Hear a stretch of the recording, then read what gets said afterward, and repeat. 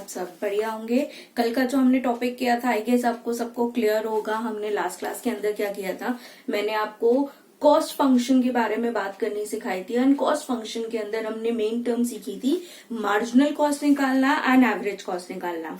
आज का टॉपिक बच्चा just free of cost topic है। अगर आपको पिछली वाली क्लास समझ आई है तो ये वाला टॉपिक आपके लिए एकदम फ्री है, क्योंकि आज हम जो डिस्कस करने जा रहे हैं वो क्या डिस्कस करने जा रहे हैं, रेवेन्यू फंक्शन।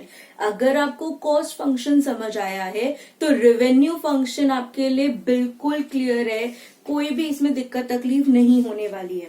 आपने क्या पढ़ा है, आपने कॉस्ट फंक्शन पढ़ा है, सेम वही सब बातें अब मैं किसके बारे में करने वाली हूँ, रेवेन्यू फंक्शन के बारे में। कि अगर मुझे कहीं रेवेन्यू दिया जाए तब हम उसके साथ कैसे ट्रीट करेंगे।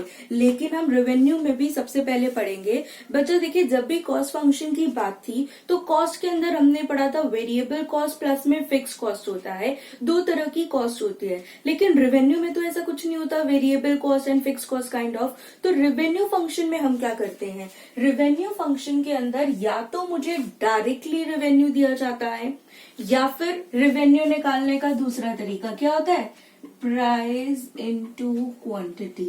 हाँ जी, दूसरा तरीका क्या होता है, प्राइस इनटू क्वांटिटी। एंड हम ये बात पिछली क्लास में सीख चुके हैं कि क्वांटिटी को हम क्या लेते हैं, राइट। क्वांटिटी मतलब क्या होता है, एक्स।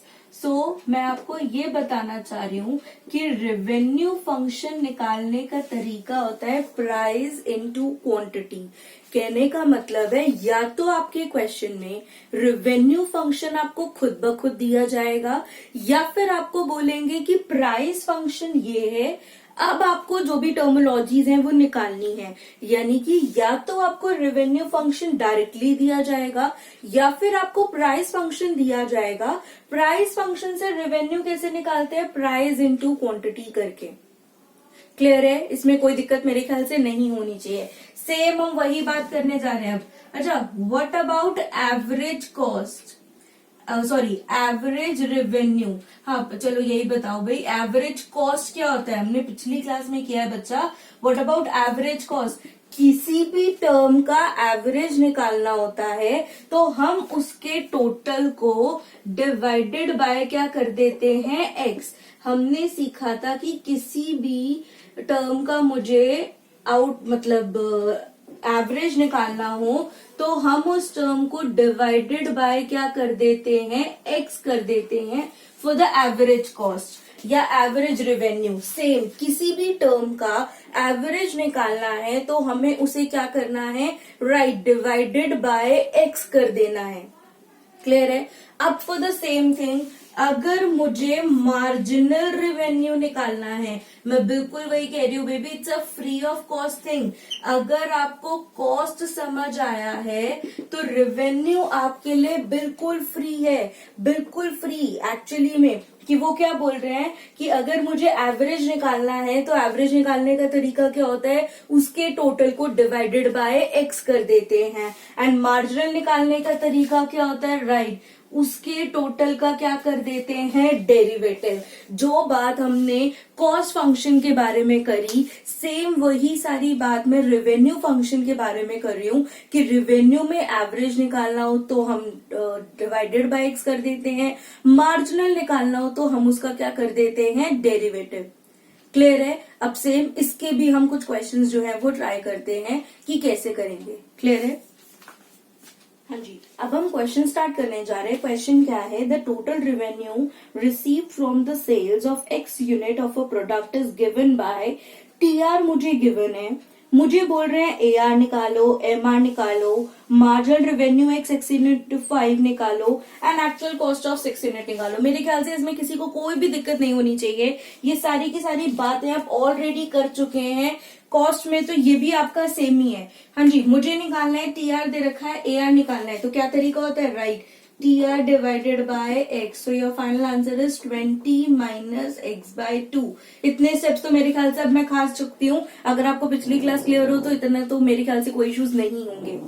हाँ जी, उसके बाद हमने क्या बात करी, एमआर मुझे निकालना है। एमआर निकालने का क्या तरीका होता है, राइट, टीआर का डेरिवेटिव। तो अगर मैं टोटल रेवेन्यू का डेरिवेटिव कर दूं तो मुझे क्या मिल जाएगा, एमआर। अब टीआर का डेरिवेटिव 20x का डेरिवेटिव 20, एक्स स्क्वायर का 2x/2 कैंसिल किया, सो 20 माइनस एक्स, ये आपका क्या हो गया, एमआर, मार्जिनल रेवेन्यू। कोई दिक्कत इसके अंदर। थर्ड पार्ट मुझे कह रहा है MR when x is equal to 5, यानी कि आपने एमआर में x की जगह 5 डाल दिया तो आपका क्या मिल गया, marginal revenue at x is equal to 5। कोई दिक्कत। नेक्स्ट क्वेश्चन है एक्चुअल रेवेन्यू ऑफ 6 यूनिट। पिछली क्लास में किया है ये बात, एक्चुअल रेवेन्यू निकालना हो तो इसका मतलब क्या है, राइट, TR6 में से TR5 को माइनस कर दो। अगर मुझे 6 यूनिट का रेवेन्यू निकालना है तो 6 यूनिट के रेवेन्यू में से 5th यूनिट के रेवेन्यू को माइनस कर देंगे, यानी कि 20 इंटू 6 माइनस 6/2 में से माइनस कर देंगे हम 20 इंटू 5 माइनस 5/2। इसे कैलकुलेट करके जो मुझे आंसर मिलेगा वो मेरा क्या होगा, actual revenue. Answer is 14.50। Calculate करके आप चेक कर सकते हैं कि कोई इश्यूज ना हो। क्लियर है। अगर आपको कॉस्ट अच्छे से आ गया तो revenue is a free of cost. Same बच्चा, ये कॉस्ट और revenue they are interrelated. आपको एग्जाम में मैं कहूं बीकॉम प्रोग्राम के अंदर, तो बीकॉम प्रोग्राम में या तो कॉस्ट या रेवेन्यू का डायरेक्ट 4 मार्क का क्वेश्चन आने के पूरे चांसेस रहते हैं। But in the BCom honours मैं कहूं तो डायरेक्टली नहीं चांसेस रहेंगे, लेकिन आपका कॉस्ट एंड रेवेन्यू दोनों के दोनों फंक्शंस जो हैं वो यूज होंगे। ठीक जा रही हूं, पक्का, श्योर। चलिए नेक्स्ट क्वेश्चन करते हैं। नेक्स्ट क्वेश्चन मुझे क्या कह रहा है, the demand function of a product is given by P equal to 200 minus 5x, where P is the price per unit and x is the quantity, find the MR। वो मुझे बोल रहे हैं कि मुझे प्राइस फंक्शन दे रखा है और आपको क्या निकालना है, राइट, आपको क्या निकालना है, आपको निकालना है MR। तो MR निकालने के लिए पहले क्या निकालेंगे, TR। तो TR निकालने का अभी मैंने आपको तरीका बताया, प्राइस इंटू क्वांटिटी, यानी कि 200 माइनस 5x इंटू एक्स। बहुत ध्यान से समझिए बच्चा, मैंने कहा जरूरी नहीं हमेशा आपको रेवेन्यू फंक्शन गिवन हो सकता है आपको रेवेन्यू फंक्शन निकालना हो, तो वो आप कैसे निकालोगे, वो आप निकालोगे मल्टीप्लाई करके 200 minus x minus 5x square.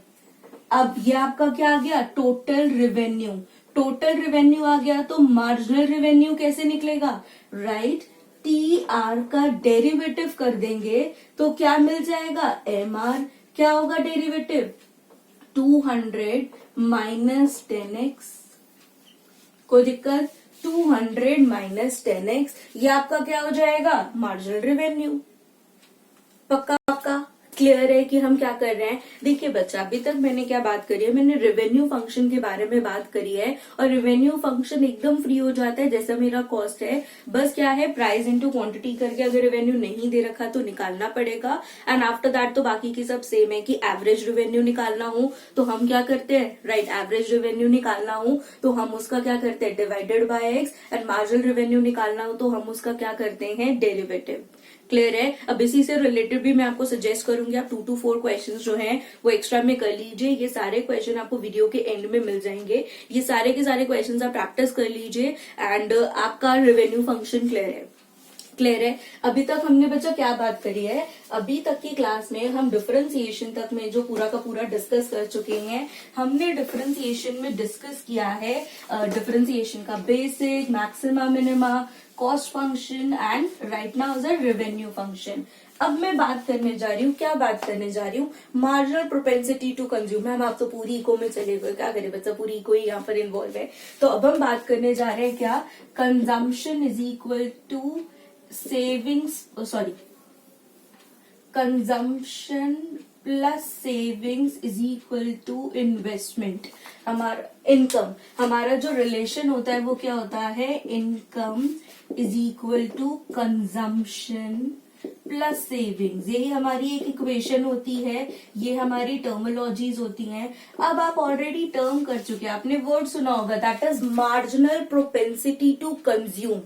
And marginal propensity to save. हमने दो वर्ड्स किए हुए हैं, क्या वर्ड्स हैं? Marginal propensity to consume and marginal propensity to save.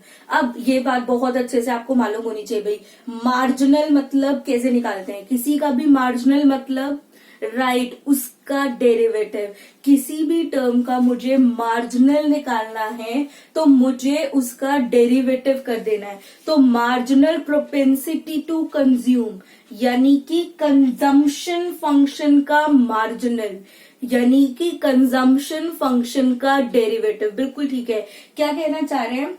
Marginal propensity to consume. Marginal का हमने मतलब सीखा है डेरिवेटिव, कंज्यूम यानी कि कंजम्पशन। शॉर्ट स्टोरी, अगर मैं कंजम्पशन फंक्शन का डेरिवेटिव करती हूं तो मुझे क्या मिलता है? Marginal propensity to consume. Same, अगर मैं सेविंग्स फंक्शन का डेरिवेटिव करती हूं तो मुझे क्या मिलता है? Marginal propensity to save. अब ये कंजम्पशन फंक्शन भी इन टर्म्स ऑफ आई होगा, यानी कि इन टर्म्स ऑफ इनकम होगा, एंड जो सेविंग्स फंक्शन है ये भी इन टर्म्स ऑफ क्या होगा? इनकम। इसी से रिलेशन आया है, MPC plus MPS is equal to 1। कुछ याद आया? हमने इको में रिलेशन किया हुआ है, marginal propensity to consume is equal to marginal propensity to save is equal to 1। तो वो पीछे उसके मैथमेटिक्स है। देखिए हर जगह पीछे मैथमेटिक्स होती है। अभी रिलेशनशिप लर्न कर लिए, जैसे जैसे इको में जाएंगे सारी की सारी मैथ लग जाएगी। तो शॉर्ट स्टोरी क्या है? अगर मुझे कंजम्पशन फंक्शन दे रखा हो उसका डेरिवेटिव कीजिए, क्या आ जाएगा? Marginal propensity to consume. For the same, अगर मुझे सेविंग्स फंक्शन दिया जाए उसका मुझे डेरिवेटिव करके क्या मिलेगा? Marginal propensity to save. सही जा रही हूं? अब अगर मुझे एक दिया है दूसरा निकालना है तो 1 में से क्या कर देंगे? माइनस कर देंगे। जैसे मैं आपको एक क्वेश्चन करके दिखाना चाहूं, ये क्वेश्चन पढ़िए प्लीज। क्वेश्चन क्या है? If the consumption function is C is equal to 6 plus 3i by 4 minus of root I by 3, determine the marginal propensity to consume and the marginal propensity to save when I is equal to 25। मुझे बोल रहे हैं, मुझे consumption function दिया गया है, मुझे MPC भी निकालना है, एमपीएस भी निकालना है। अब मुझे मालूम है भाई एमपीसी तो कैसे निकलता है, कैसे निकालते हैं एमपीसी? बिल्कुल बढ़िया, कंजम्पशन फंक्शन का डेरिवेटिव, 6 का डेरिवेटिव 0, 3i/4 का 3/4। आई जो है उसकी टर्म्स में करेंगे तो आई को एक्स की तरह ट्रीट करना है, ये याद रखना है। ये हो जाएगा रूट एक्स का derivative 1/2 root x, so 1/6 root I. अब उन्होंने बोला है एमपीसी में आई की जगह क्या डालना है? 25, यानी कि 3/4 माइनस 6 इंटू 5। इतना तो मैं स्टेप्स खा लूं, दैट इज 3/4 माइनस 1/30। कैलकुलेट कर लेंगे तो हमारे पास आ जाएगा, ये एलसीएम लेंगे तो 60, 415। आपको कैलकुलेटर अलाउड है, आप इसे पूरा का पूरा पॉइंट्स में जाके कन्वर्ट कर लीजिएगा। मैं चीट कर लेती हूँ, मेरा एमपीसी जो है वो आना चाहिए 0.716। अब मेरा एमपीसी आ गया तो एमपीएस निकालने का तरीका क्या है? बिल्कुल इसी तरीके से निकलेगा, 1 माइनस एमपीसी, यानी कि 1 minus 0.716। Your final answer is 0.284। सही जा रही हूं? अब जैसे इस क्वेश्चन में कंजम्पशन फंक्शन दिए रखा था, कभी कभी हो सकता है सेविंग्स भी दिया जाए। वैसे ये टॉपिक कोई खास इंपॉर्टेंट नहीं है, मैं नहीं कह रही एग्जाम्स में आता है ना कभी आया है, बट हाँ वंस इन अ व्हाइल कभी भी कुछ भी आ जाए। बहुत छोटा सा इजी सा टॉपिक था, इसीलिए मैंने आपको इसे खत्म करवा दिया है। ये टॉपिक आई गेस आपको क्लियर होगा। इन सबके क्वेश्चन अभी आप वीडियो के एंड में देख लेंगे, मैंने दिए हैं, सिर्फ इतने क्वेश्चन प्रैक्टिस कर लीजिए, इनफ है। तो कॉस्ट फंक्शन आपका क्लियर है, रेवेन्यू फंक्शन क्लियर है, और उसी के साथ साथ कंजम्पशन और सेविंग्स का जो रिलेशन है ये भी आपने समझ लिया है। इन सब में किसी को कोई दिक्कत? पक्का? श्योर? चलिए बच्चा, नेक्स्ट क्लास में मिलते हैं। ये सारा टॉपिक अच्छे से कर लीजिए क्योंकि ये सारी की सारी बातें मुझे नेक्स्ट क्लास में काम आने वाली हैं। ठीक है, बाय, टेक केयर।